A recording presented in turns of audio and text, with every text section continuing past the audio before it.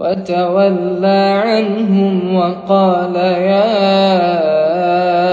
أسفا على يوسف وابيضت عيناه من الحزن فهو كظيم. قالوا تالله تفتأ تذكر يوسف حتى تكون حرضا أو تكون من الهالكين.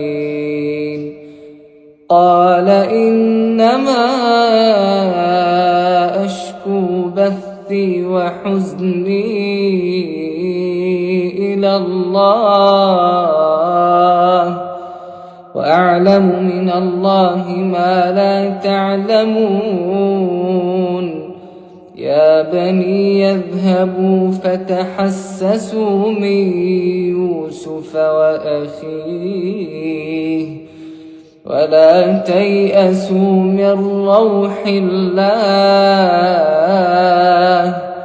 إنه لا ييأس من روح الله إلا القوم الكافرون.